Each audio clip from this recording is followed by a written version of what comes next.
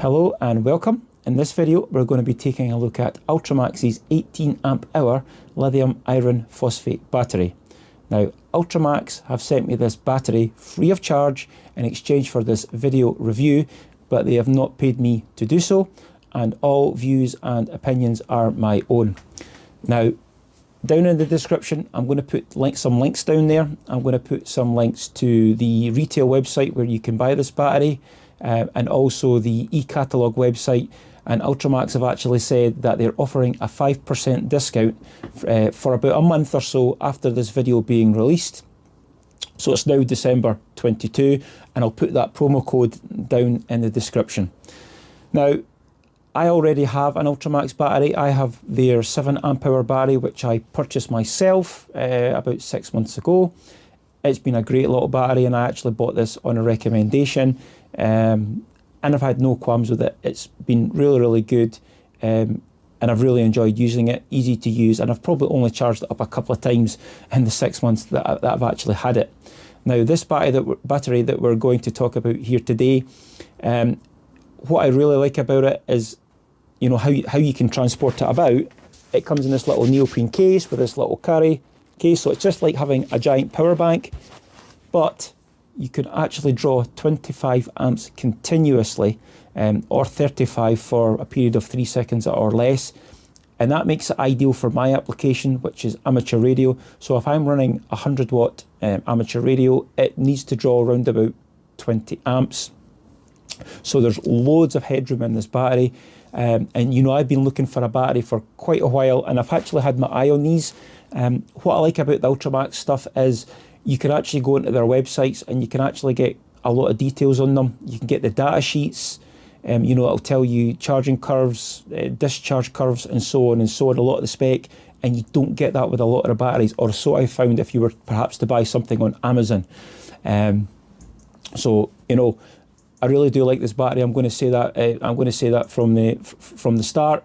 I've been playing with it for about a week or so, and yeah, it's going to work really well for me, I think. So let's go and take a closer look. Now I don't know exactly what I've been sent here, so I'm going to unbox this, and the reaction you're going to get is obviously going to be my first reaction. Now I'm expecting inside this there's going to be an 18 amp hour battery, but I'm not entirely sure which model I've actually been sent. So let's take a look. I should add that this battery actually arrived the next day. I was quite amazed. So really good service.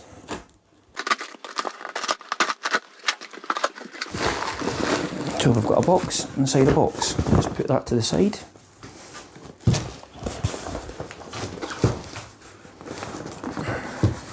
Aha! So it looks like I've been sent my first choice, and the first choice had USB. Let's take a look inside this.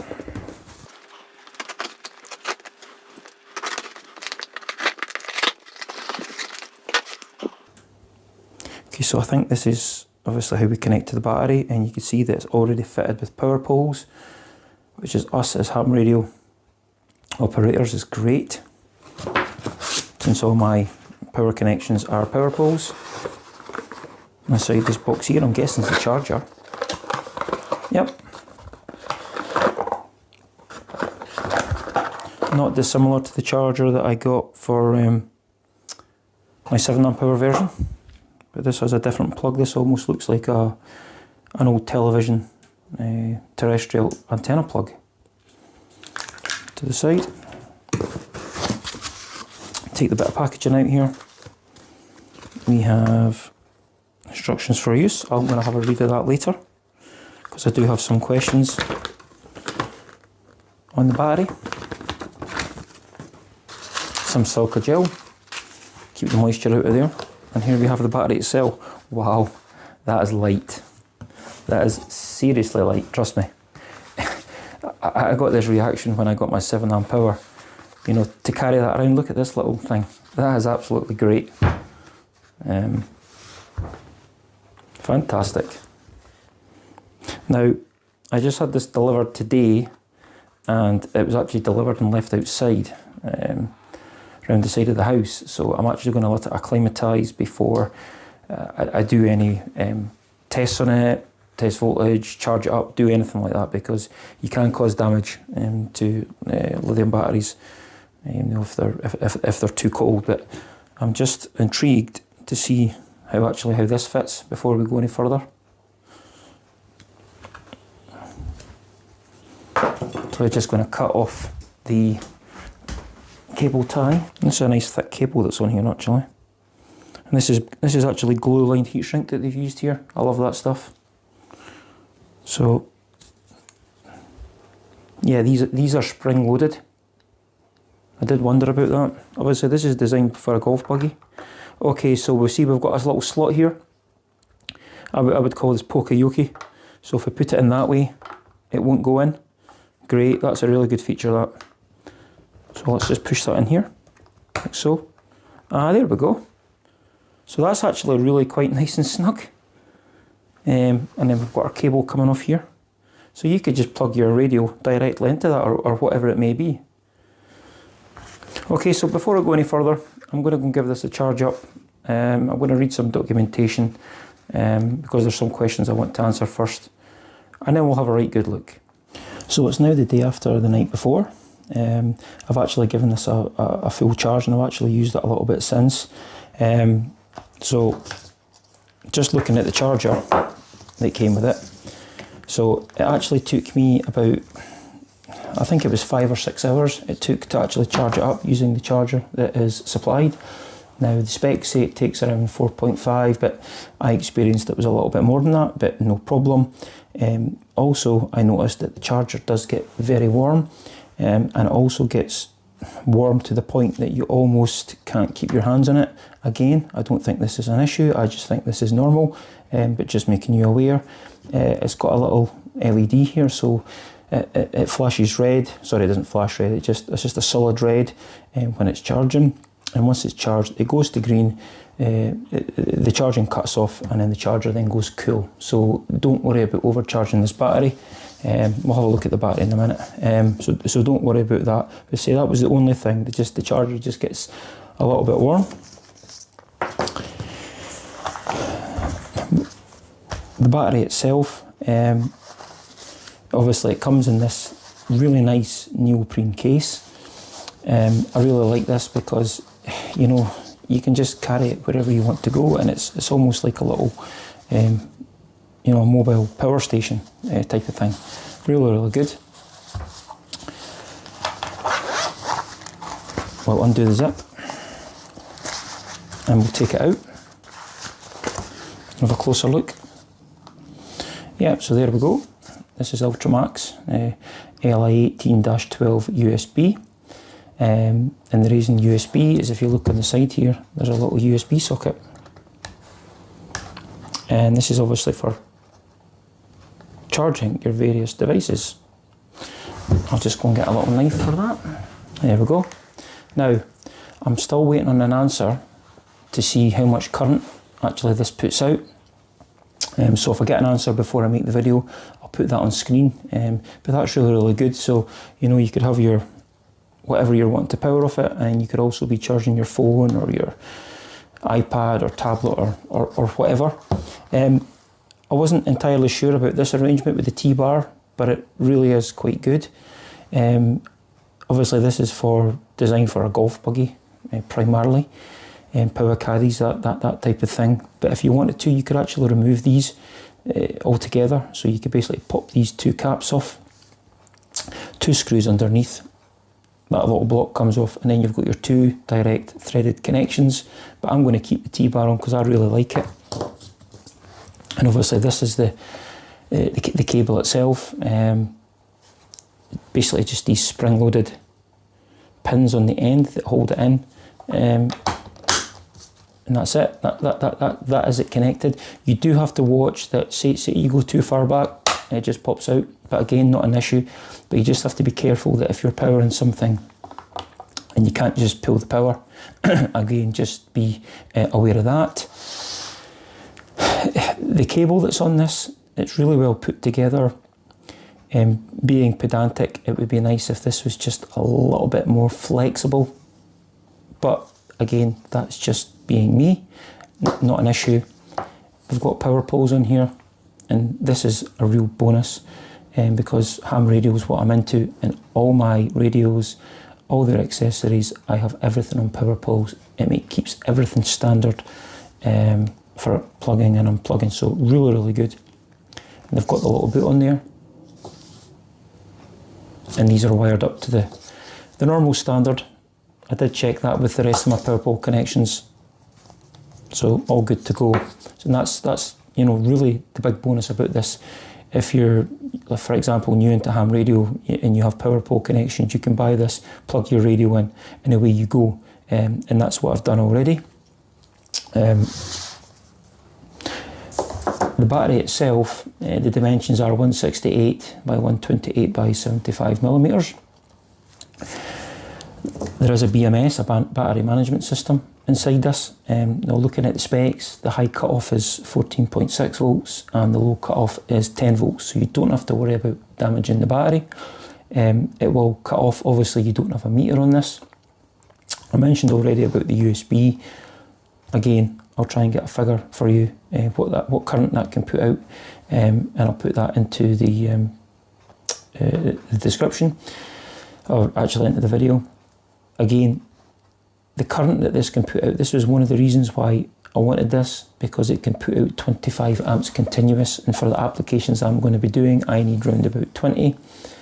And a lot of batteries around about this size, they maybe only give you 18 or 16 amps, but this is going to give 25 amp continuous, 35 amp pulse for less than 3 seconds, but loads of headroom on there.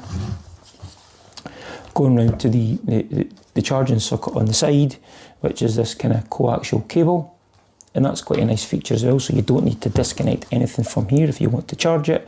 But if you wanted to charge it off here, I don't see that would be an issue. You could just put your charger on here, a third-party charger, or perhaps cut the cable on the charger itself and do it that way. So that's pretty much it. Weight, it's 2.1 kilos. It really doesn't feel that heavy.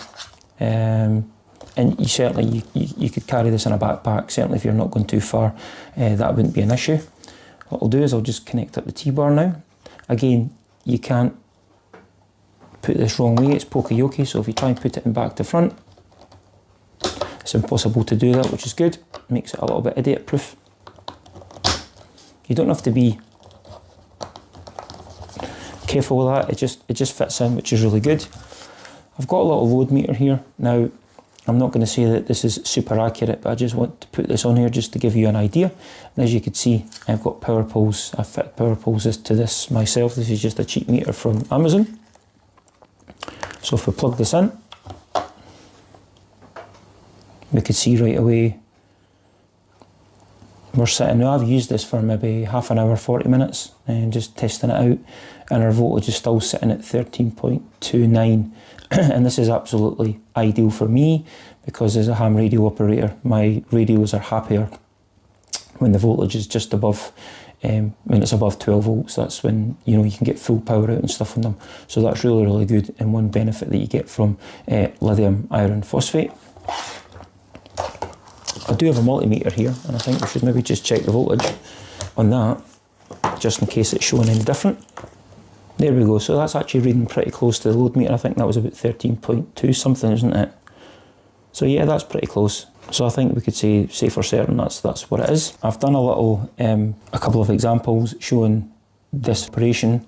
I've powered my ham radio, and I've also powered a diesel heater. You know, to use that primarily, that's for using the glow plug function on it and getting it started up. So I'm going to show you these two applications, and it's going to do absolutely great, I'm quite sure.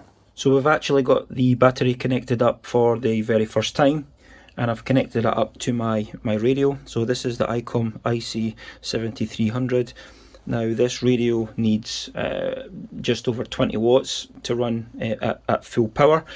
And as I've said, this battery, it's capable of running at 25 amps continuous. This is why I've chosen this one, because there's plenty of headroom with that battery, and I'm never going to need all that current. Typically, when I'm running say single sideband, that's only going to run maybe half that power, so I might only need 11, 12 amps, something like that. So there's plenty there. You can see that I've actually got the little T-bar lead that comes with the power pole, and this is why it's so good, because it's already got the power poles fitted to it. I've then connected it into my little inline meter here, and as you can see, we're currently sitting at 13.15-ish volts, which is ideal for something like this. 12 volts isn't just quite enough, and typically a 12 volt sealed lead acid battery is going to be round about, when it's under load, it might be 10.5, might be 11 point something, and these radios need a bit more than that. So this is absolutely ideal. So I've got the radio on at a minute. I'll just switch it off and you might see a little increase in voltage. Yeah, there's a little bit increase. So we'll just turn that on again and go down. And what I'll do is just turn the radio up here. This is actually, what you can hear here in the background, this is actually a radio station in Namibia that I'm listening to, but I tried to get him, but everyone in Europe's trying to get a hold of him, as you could hear. So we'll just go to it. So what I'll do is I'll just change frequency, random frequency. Is the frequency in use? Is the frequency in use? This is Mike 0 Oscar Papa X-ray testing. Mike 0 Oscar Papa X-ray testing. Now you can see when I put that under load there, you can see that it dropped about 12.7, 12.8 volts. That's absolutely absolutely no problem. And what I'm going to do is actually going to put it under full load for you here, so you can see that. So I'm going to change modes. I'm actually going to go into FM, which will give me a full 100 watts, and what we say carrier. So this will see the full power and what it's actually drawing.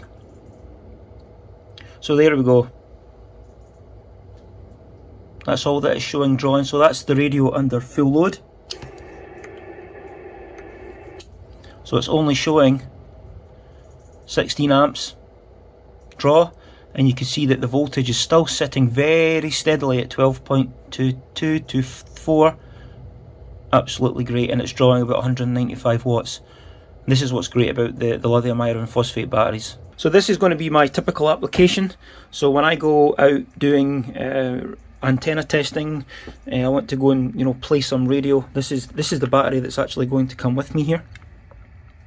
It's great that it's just got this little carry case, I've said already, and the neoprene, and it's almost like having your own little battery box. Just fantastic. So I just want to show you another application of this battery here.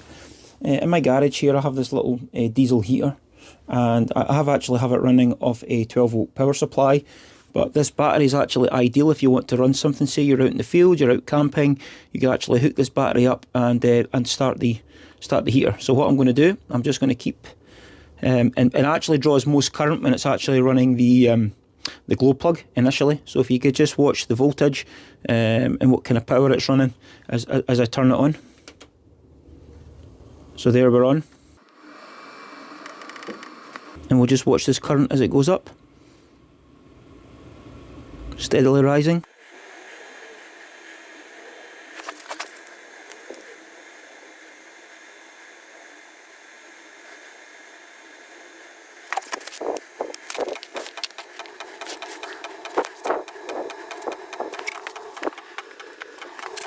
Yeah, it seems to have peaked out. 8.8 amps, something like. And you could hear perhaps you could hear the heater is actually just starting to fire now. I have had this heater on this morning already. Maybe turned it off maybe half an hour ago, and I just wanted to do this little demonstration for you. Just showing a different application using the battery. It's rising a little bit again, as you can see. That's probably the pump because the pump's starting to run on the heater. Now there we go, we're drawing more now. And did you see that massive drop there? It just dropped from about 11 amps and it just right down to just under 4 or 4.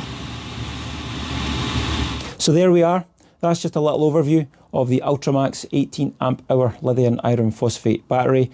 I love this little thing, and I'm not just saying that because I've been sent it for free. I'll say it again, I would quite happily buy this battery, and I was going to do that. The 18 amp hour is great. They do a 22 amp hour, which is just, I think it's a little bit heavier than this, a little bit bigger. and I would probably buy that. So if I'm going to buy again, I would buy the 22 amp hour version, because how I like to use the battery, I don't need something that's you know, something that's ultra light. You know, this battery is 2.1 kilos. I think the 22 amp hour version is about 3 kilos. You know, that's fine to carry about, go to a park, whatever, keep it for emergency purposes. Absolutely great, absolutely great. It's just really, really versatile. And, you know, I'm not aware of too many other products in the market. You know, please, you know, let me know down in the comments what you think. Do you have this battery? Have you used it? What do you think of it? You know, I'm over the moon with it, and I'm going to get so much use over this battery. I'll probably do a follow-up in the coming months after I've been using it, and I can get a bit of a feeling after 6 months or so of use. But, you know, I've no qualms in recommending this battery. I think it's really, really good. You know, I hope you like it if you decide to buy, you know, one of these or perhaps one of UltraMax's other batteries. You know, as I said, I have 2 of these already, and I'm really happy with them both. Again, I'll put the links down in the description, so that'll take you to the UltraMax's website, and also to that promo code for 5% off for the next month or so. So there we are. That's the UltraMax 18 amp hour lithium iron phosphate battery. Thank you for watching, and we'll hopefully see you in the next video.